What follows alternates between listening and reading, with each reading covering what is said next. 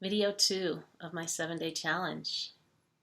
I'm going to tell you a story, and I'm going to tell you my story and maybe some stories of others. Not because I think it's so important or special. You'll see it's not. But because hearing my story, maybe you'll see that your story is similar and that you're not alone. So what happened, what is now, I think, 5 years ago. And some of you know me. I was a full-time massage therapist, body worker, and we had a gym where we trained professional athletes. And holistic healing, meditation, allowing, all of these kind of healing technologies and tools were used. But I was in a very traditional setting, so I didn't always talk about it. My clients would say, I don't know if I'm that woo-woo. and anyway, so that's where I was coming from. But before that, I had 2 degrees in business, and I worked in the corporate world long time ago, 25 years in the healing world. So I felt this stirring of my voice. And most of my work was nonverbal, hands-on. And then something happened. In one short period, the first person close to me in my family passed, my uncle. The house I'd been living in for 10 years went up for sale, so I was going to have to move. And my little sister and her family, who lived just 10 minutes from me, moved back to the East Coast. So that's huge. When something like that happens, I listen.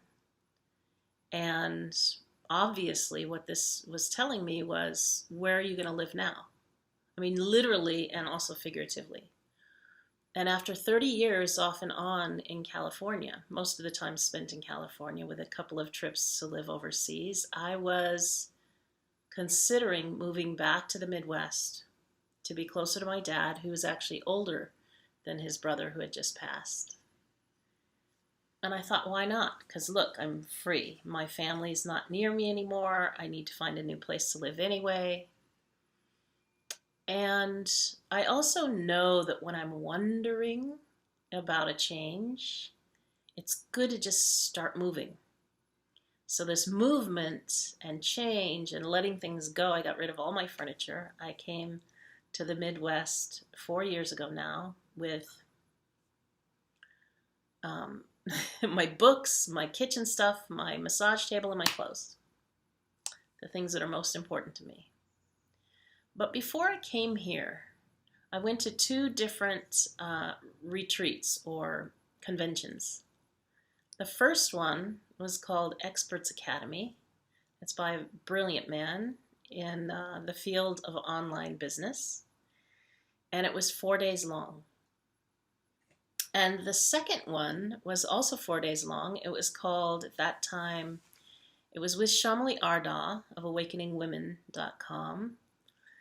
And she called it Women's Leadership Training. That's what it was called then. And so, what a beautiful thing. I was being led and called to these 2 different things. Of course, I was invoking the masculine and the feminine to go on this journey with me. All of these things are very clear now. But at the time, I was wondering, I was searching, I told my family and friends and clients that I was saving up to go to Bali. And, I told that story partly because it sounded like a great idea, and partly because people need to know why you're living with friends and family and not doing a whole lot. I was still working, of course, but I was just hanging out. And this is part of the wonder. This is part of how to evoke the emotions that I wanted. I wanted the emotion of an island. I wanted the feeling of living somewhere else and working. Remember, as a body worker, I had to stay in one place. I couldn't move around because that's where my clients were and that's how I made money.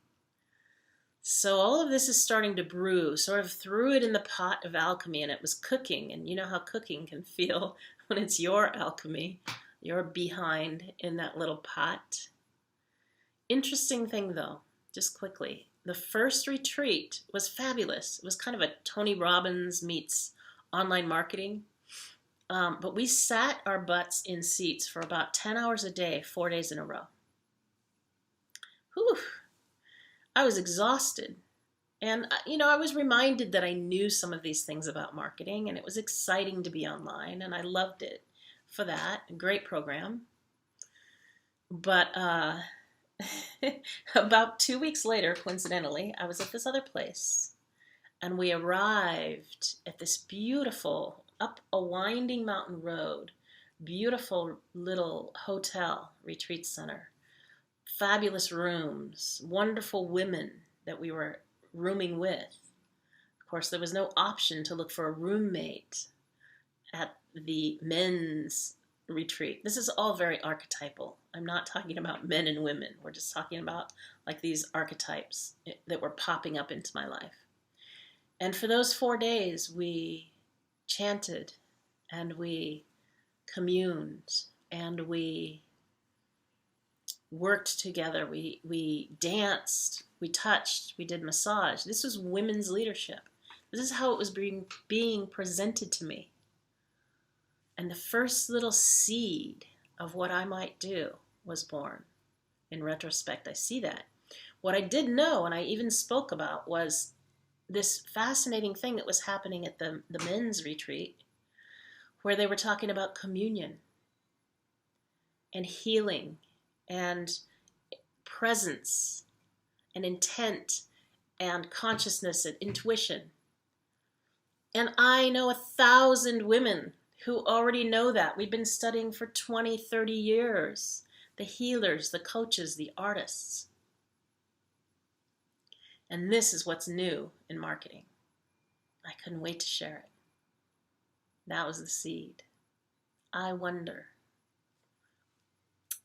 See you for video 3 tomorrow.